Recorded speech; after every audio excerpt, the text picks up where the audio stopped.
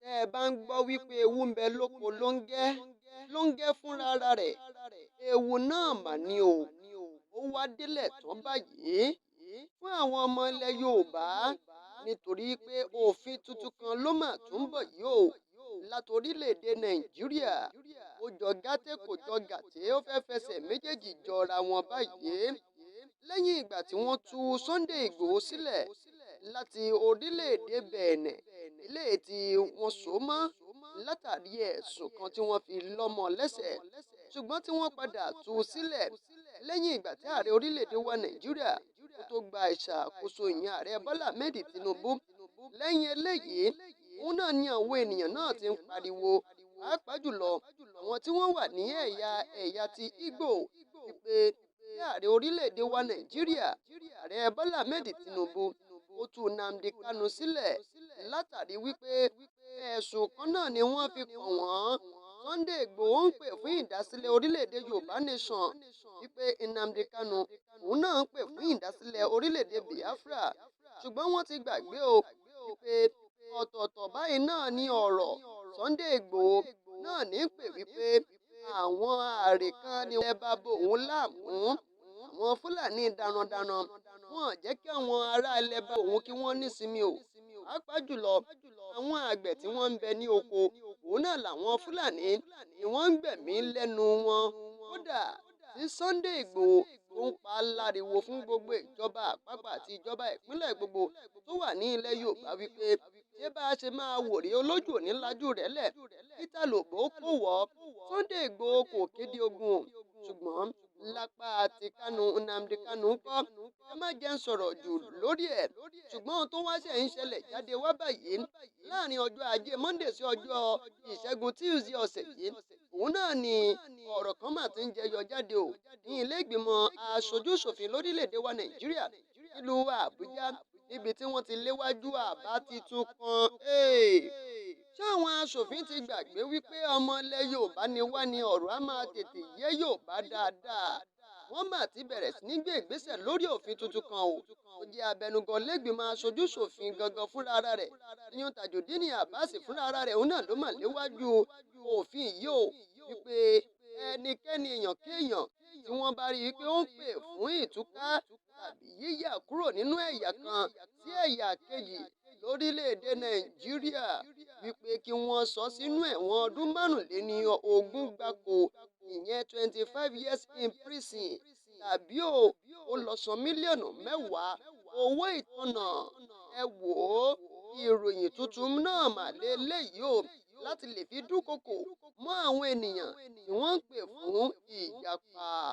Ẹ̀rí wípé ìgbésẹ̀ yìí náà ló ń jẹyọ jáde o lẹ́yìn ìgbà tí àwọn kan ní apá àríwá ilẹ̀ wa tí wọ́n bẹ̀rẹ̀ sí ní gbé àsíá kan sókè tí wọ́n sọ pé àsíá orílẹ̀-èdè Russia ni. Lọ́jọ́ kìíní àná mo sọ fún yín o wípé ọ̀rọ̀ yìí fẹ́ jọra wọn ni o, kì í ṣe àsíá orílẹ̀-èdè Russia. Nǹkan kan ló fẹ́ rúgbó jáde ní apá àríwá ilẹ̀ wa Nàìjíríà. Inú àwọn náà ti ṣèbí Yorùbá ti jáde sọ̀rọ̀, Igbo náà ti jáde sọ̀rọ̀, àwọn náà bẹ̀rẹ̀ sí ní ju àsíá sókè. Yìí gangan ló fi wá mú káwọn lẹ́gbìmọ̀ aṣojú-ṣòfin lórílẹ̀‐èdè wa Nàìjíríà kí wọ́n tètè gbé ìgbésẹ̀ wípé ojú ọmọ rí bí gbogbo ara lo oògùn rẹ̀. Èyí ṣẹlẹ̀ onígbà táwọn ènìyàn tí wọ́n ṣe ìfẹ̀hónúhàn ìwọ́de, bẹ́ẹ̀ mọ̀ wípé ìwọ́de alálàáfíà tí wọ́n pariwo yìí kò jẹ́ ìwọ́de alálàáfíà o ní apá àríwá ilẹ̀ wa láwọn ìpínlẹ̀ bíi ìpínlẹ̀ Kano, Jigawa, Kaduna àti ìpínlẹ̀ Nasarawa, kódà àwọn ìpínlẹ̀ gbogbo tó wà ní apá àríwá ilẹ̀ wa. Òun náà ni ọlọ́nkọ́ ọ̀bọ̀ olóòyàgò ló ṣẹlẹ̀ níbẹ̀ o lásìkò ìfẹ̀hónúhàn tó ṣẹlẹ̀ láàrin ọjọ́ kìíní sí ọjọ́ 10 oṣù kẹjọ ọdún tá a wà nínú rẹ̀ yìí.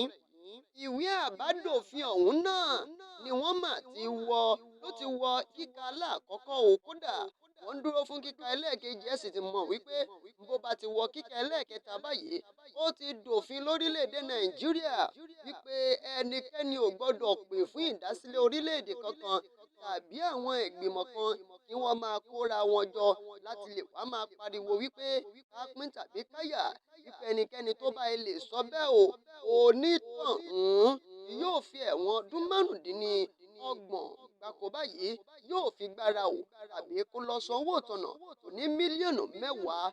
Ẹ tún wá gbọ́, wọ́n tún sọ wípé ẹnikẹ́ni tí wọ́n bá rọ́wọ́ tó lásìkò ìwọ́de tàbí kí wọ́n má ṣe ìwọ́de kí wọ́n wá máa dí ojú ọ̀nà tó jẹ́ ti ojú ọ̀nà ọlọ́kọ̀ tí wọ́n ń gbà kọjá, onítọ̀hún á fẹ̀wọ̀n ọdún 5 gbára o tàbí kó sanwó ìtanà mílíọ̀nù 2. Ó ń bọ̀ àwọn ládẹ́ẹ̀dẹ́ ṣé ń ṣe pé wọ́n fẹ́ fi ọgbọ́n fi pa àwọn ènìyàn lẹ́nu mọ́ báyìí o lórí bí wọ́n ṣe ń pè fún ìdásílẹ̀ orílẹ̀-èdè kan. Ẹ wò ó, ṣebí ó ń bẹ nínú òfin àbí ká sọ pé bí ẹ̀tọ́ àwọn ẹ̀yà kan ni láti pè fún bóyá pé àwọn fẹ́ dá dúró àbí àwọn ò fẹ́ dá dúró. Ó ti ṣẹlẹ̀ bẹ́ẹ̀ láwọn orílẹ̀-èdè tá ò tẹ̀lé kà tán lágbàáyé níbi tí àwọn orílẹ̀-èdè kéréje kan tí wọ́n fi yọ kúrò nínú àwọn orílẹ̀-èdè kan wípé àwọn ti tójú bọ́ o, àwọn ti lè dá dúró tí wọ́n fi dá dúró ara wọn.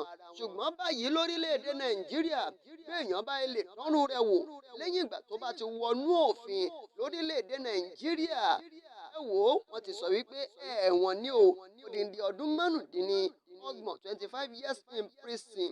Ṣé kì í ṣe pé wọ́n tún fi eléyìí wọ́n fi ń dọdẹ Sunday Igboho ṣàní?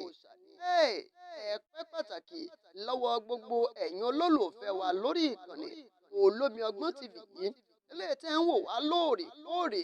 Ẹ má gbàgbé subscribe sórí ìkànnì yìí, ẹ tẹ notification bell fún àwọn ìròyìn wa síwájú sí i.